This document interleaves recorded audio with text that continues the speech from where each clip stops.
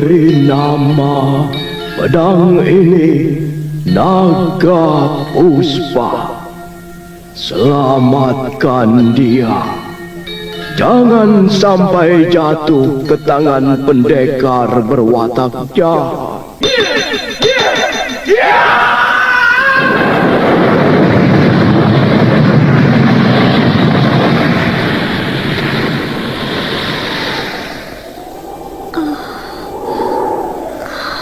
Kakang Kamandanu, kau masih juga tidak percaya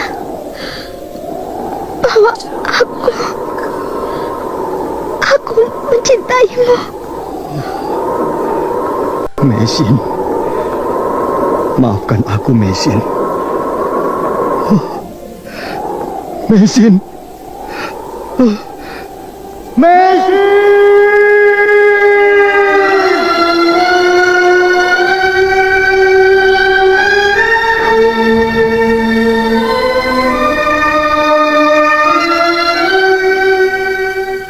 Tutur Tinula.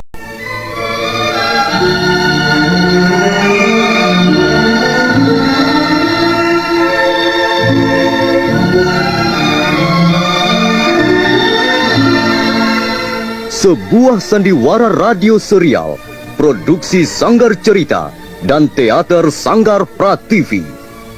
Sebuah kisah dengan latar belakang sejarah runtuhnya Singasari dan berdirinya Kerajaan Majapahit.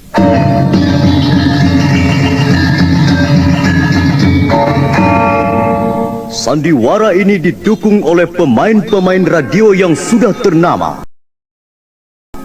Ferry Fadli, Ivone Rose, dan Eli Ermawati.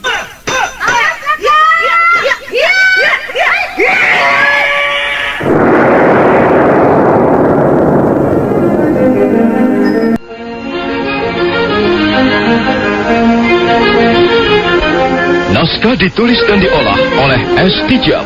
Hiasan musik dan sutradara C. Ispriyonoka.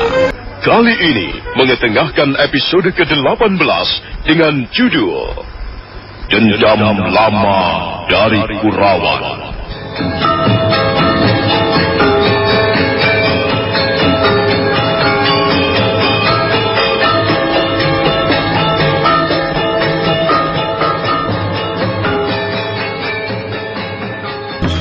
Arya Kamandanu sudah tiba kembali di Majapahit. Dengan menggunakan aji seipi angin dia berlari bagaikan terbang. Perlahan-lahan dia melangkah menuju halaman rumahnya. Pintu serambi rumah tertutup rapat. Para prajurit jaga duduk terkantuk-kantuk di pagar halaman rumah. Mereka menjadi segar kembali ketika melihat kehadiran Arya Kamandanu. Sementara Arya Kamandanu terus melompat dan tak lama kemudian tubuhnya sudah lenyap di balik pintu serambi depan. Buni? Maaf, aku terpaksa pergi diam-diam. Malam ini suamiku telah membuat hatiku menjadi kesal. Mengapa kau pergi juga, Kakang? Bukankah kau sudah berjanji tidak akan pergi? Baiklah, aku mengaku bersalah. Aku tidak dapat menahan diri untuk pergi. Hatiku gelisah, Buni. Aku menjadi penasaran. Hatiku pun gelisah, Kakang. Sejak tengah malam tadi, aku gelisah menunggumu di sini. Kalau saja aku ini perempuan cengeng, aku pasti sudah terus-menerus menangis sampai mataku bengkak. Sudahlah. Yang penting aku selamat. Dan aku sudah kembali lagi. Maafkan aku, Uni. Apakah kau berhasil menemui mereka, Kakang? Aku bahkan sempat bertarung dengan mereka. Ternyata Dewi Sambi berdiri di belakang persoalan ini. Kau masih ingat Dewi Sambi, bukan? Dewi Sambi? Rupanya perempuan itu masih juga belum jerah. Nampaknya dia menaruh dendam kepada kita, Kakang. Iya. Nampaknya dia menaruh dendam kepada kita. Khususnya kepada aku yang telah menenteng kepala Empu Bajil, kekasih gelapnya. Lalu, bagaimana akhirnya? Arya Kamandanu kemudian menceritakan apa yang telah terjadi di kaki bukit di tepian desa Rabut Carat. Dia juga menceritakan pertarungannya dengan seorang pendekar yang mempunyai jurus-jurus pedang kembar. Selesai bercerita, Arya Kamandanu menjamah bahu istrinya, kemudian berbisik. Kau tidak perlu khawatir, Wuni. Aku bisa menjaga diriku. Bagaimanapun juga, Kakang. Mulai sekarang kau harus lebih berhati-hati. Yang penting sekarang, aku mendapat kepastian bahwa pembokong itu adalah orang dari luar istana. Hal ini justru bisa dengan mudah kuhadapi. Aku sudah biasa menghadapi pendekar-pendekar seperti itu. Bagiku, lebih sulit menghadapi seorang pembesar kerajaan seperti Paman Ramapati dibanding menghadapi 10 pendekar seperti mereka.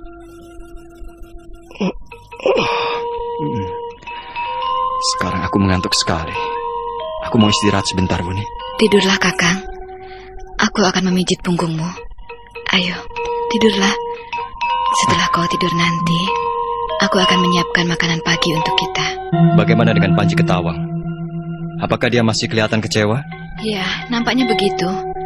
Dia terus-menerus mengurung dirinya di dalam ruangan biliknya. Besok pagi aku akan berusaha memberinya pengertian lagi. Kasihan anak itu. Jika kita gagal membinanya, dia tidak akan mampu hidup mandiri. Panji? Panji? Bukalah pintunya, Panji. Aku mau bicara denganmu. Panji? Bukalah pintunya sebentar. Aku mau bicara denganmu. Ayo, kemari. Duduklah. Aku mau bicara denganmu. Kau tidak boleh seperti itu. Kau harus dapat memahami keadaan pamanmu di istana Majapahit ini. Mengapa kau masih juga belum mengerti, Panji? Sejak kemarin pagi dia tidak keluar lagi dari ruangan biliknya, Kakang. Dia sama sekali tidak mau makan. Aku sudah berusaha untuk membujuknya, tapi dia tetap tidak mau membukakan pintu. Sekarang ini kau sudah bertambah besar. Kau harus menjadi lebih dewasa. Kau tahu, Panji, di istana Majapahit ini pamanmu memikul tugas-tugas yang cukup berat. Aku butuh pengertianmu. Aku butuh pengertianmu sedikit saja. Saya hanya ingin pergi menengok makam ibu di Manguntur, Paman. Aku tahu. Kau ingin berbakti kepada orang tuamu. Tapi apakah harus sekarang? Kita bisa mencari waktu dan kesempatan yang lebih baik, bukan? Kita bisa ke Manguntur bersama-sama. Manguntur jauh letaknya dari kota Raja Majapahit. Jika perjalanan itu kau tempuh dengan kuda, mungkin 2 hari 2 malam kau baru bisa sampai di desa Manguntur. Kau harus berkuda di daerah yang berbukit-bukit, daerah yang sama sekali belum kau kenal. Dan di tengah jalan nanti, kau bisa saja bertemu dengan orang-orang yang mempunyai perangai kurang baik. Kami tidak ingin kau mendapat kecelakaan di jalan. Itulah sebabnya kami melarangmu. Saya akan berhati-hati, Bi. Bukankah saya harus belajar menjaga diri? Kau belum mempunyai pengalaman untuk bepergian jauh. Sesuatu yang buruk dapat saja menimpamu di tengah jalan. Bagaimana kalau misalnya kau mendapat bahaya di jalan, sementara kami berada di Majapahit? Kami tentu saja tidak bisa langsung memberimu pertolongan. Tapi saya ingin pergi sekarang, Paman. Saya sudah rindu sekali dengan kampung halaman saya, di mana saya dilahirkan. Nah, begini saja. Aku berjanji akan mengantarkanmu ke desa Manguntur. Tapi tidak sekarang. Tunggulah barang beberapa hari. Sekarang ini Paman sedang sibuk menjalankan tugas dan kewajiban dari Gusti Prabu. Bersabarlah barang beberapa hari. Biarlah nanti Paman yang akan mengantarmu ke Manguntur. Tidak, Paman. Saya akan berangkat sekarang. Kalau Paman tidak mengizinkan, biarlah saya tidak jadi ke Manguntur. Dan saya tidak akan menengok makam ibu untuk selama-lamanya. Panji! Panji! Kelakuan anak itu benar-benar semakin menjengkelkan saja. Rupanya dia cukup keras kepala. Sudahlah, Kakang. Lebih baik kau izinkan saja dia berangkat. Kau dapat menyuruh beberapa orang prajurit untuk mengawalnya sampai ke Manguntur. Ya, mau tidak mau. Tapi sayang sekali. Mengapa anak sebesar itu masih sukar untuk diberikan pengertian? Seharusnya dia bisa mengerti tentang keadaan pamannya. Ya, tapi baiklah. Kau persiapkan perbekalannya, Wuni. Sementara aku akan mencari beberapa orang prajurit yang cukup tangguh untuk mengawalnya ke Manguntur. Baik, Kakang.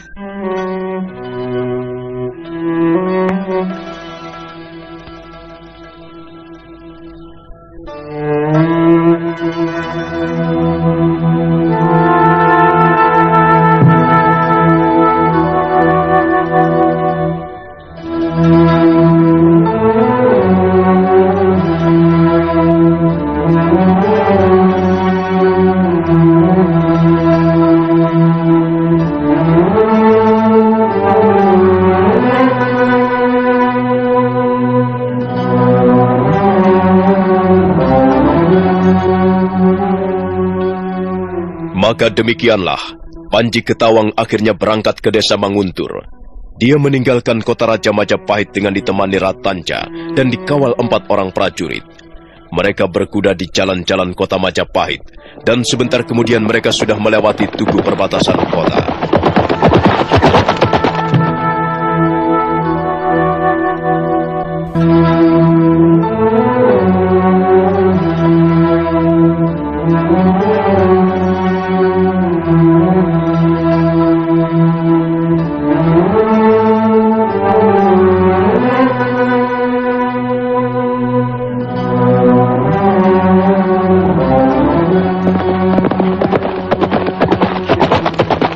Panji Ketawang dan Ratanca terus berkuda menyusuri jalanan setapak di tepian hutan tarik. Mereka istirahat sejenak di desa Kambang Sari. Setelah minum beberapa teguk air legen, mereka pun kembali meneruskan perjalanan. Dan mereka sekarang sudah mulai menapak di kaki Gunung Penanggungan. 4 orang prajurit berkuda terus mengawal mereka.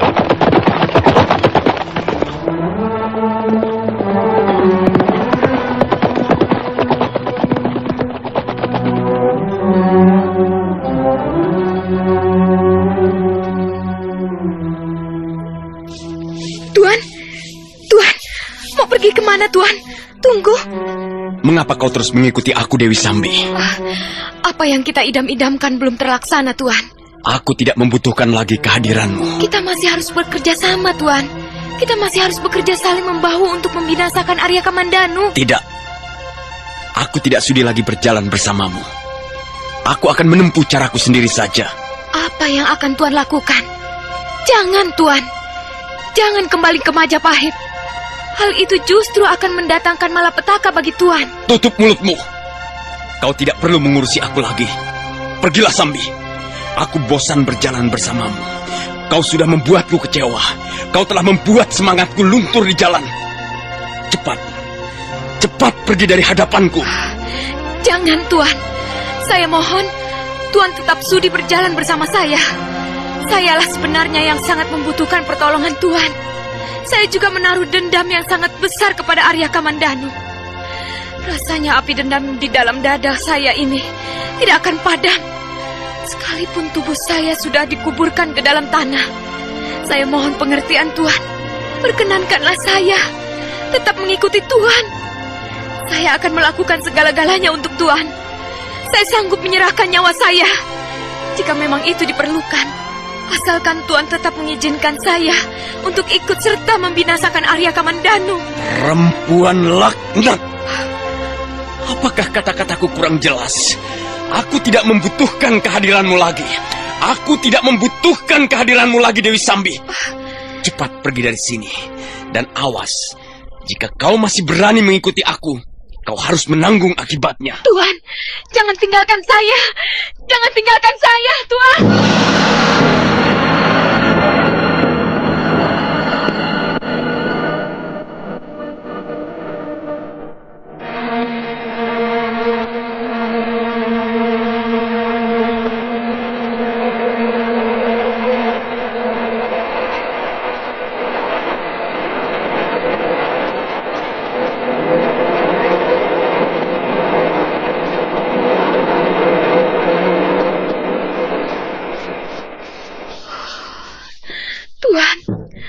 Saya mohon jangan tinggalkan saya.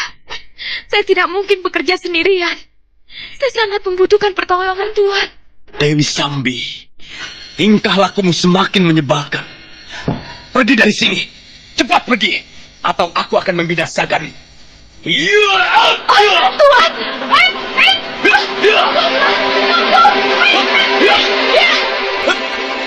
Tuan, tenanglah. Oh, mengapa Tuan tiba-tiba menyerang saya? Apa kesalahan saya, Tuan? Aku tidak mau gagal gara-gara perempuan seperti dirimu, Dewi Sambi. Sekarang aku harus menyingkirkanmu. Mampus kau perempuan laknat! Tunggu, Tuan! Jangan!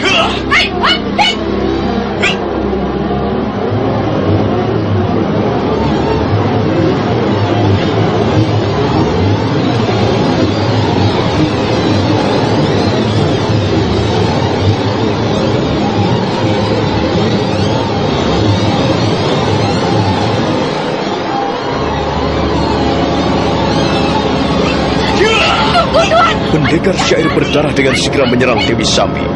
Dewi Sambi terpaksa memberikan perlawanan. Dan akhirnya terjadilah pertarungan sengit. 10 jurus segera berlalu.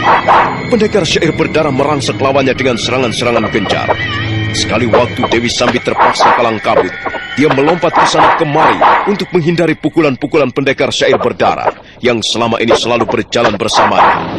Tiba-tiba laki-laki bertampang dingin itu menghentikan serangannya, kemudian melompat mundur beberapa langkah.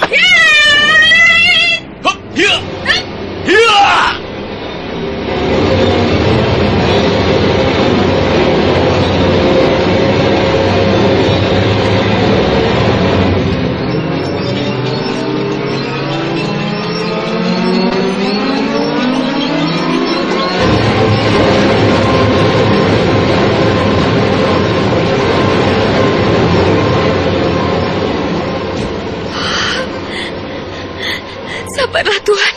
Tenanglah. Mengapa kita harus bertarung seperti ini? Selama ini kita selalu berjalan bersama-sama. Kita sudah menjadi sahabat. Kita menaruh dendam kepada orang yang sama. Mengapa kita tidak terus bekerja sama untuk membinasakan orang itu? Sabarlah, Tuan. Tenanglah. Marilah kita bicara secara baik-baik.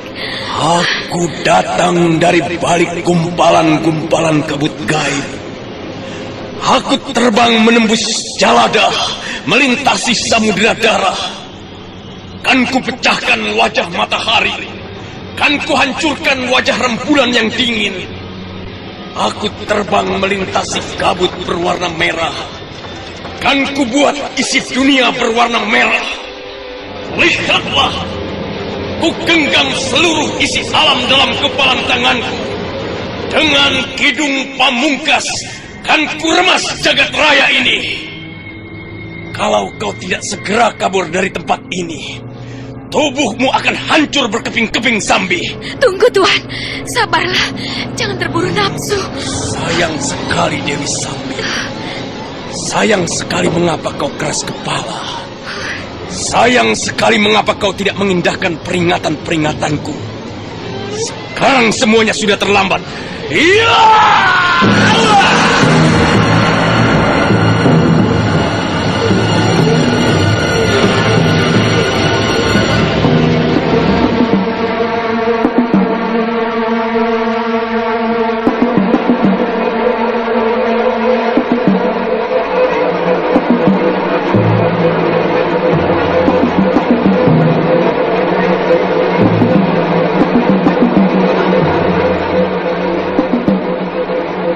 Dewi Sambi terkejut.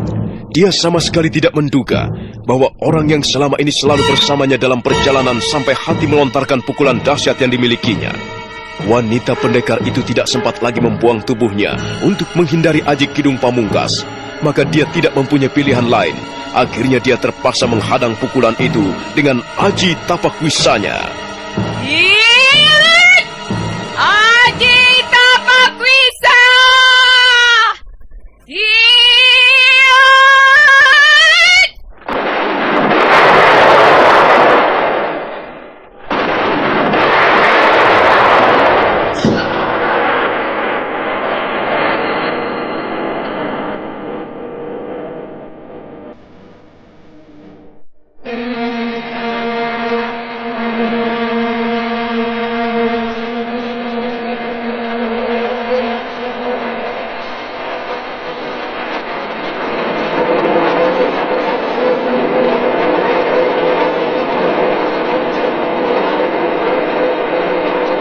Benturan dahsyat terjadi.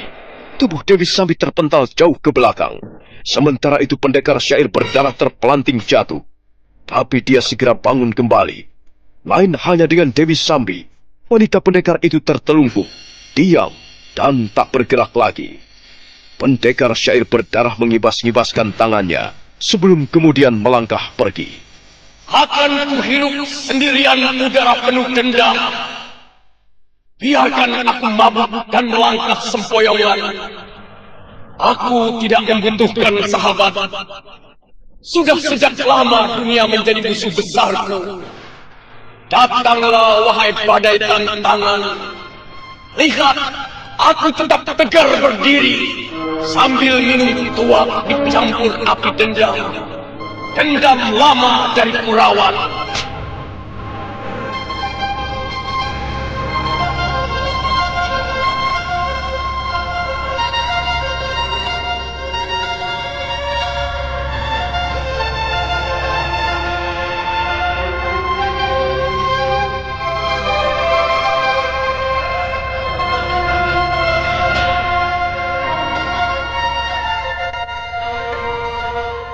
Perlahan-lahan pendekar syair berdarah melangkah pergi. Tubuhnya timbul tenggelam di balik bayangan-bayangan pohon.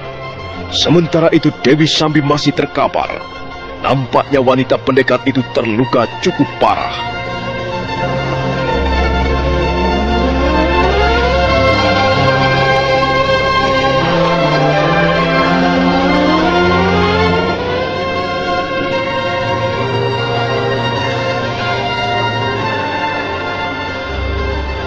Nah, bagaimanakah kisah selanjutnya? Saudara pendengar, silahkan menunggu seri berikutnya. Sampai jumpa.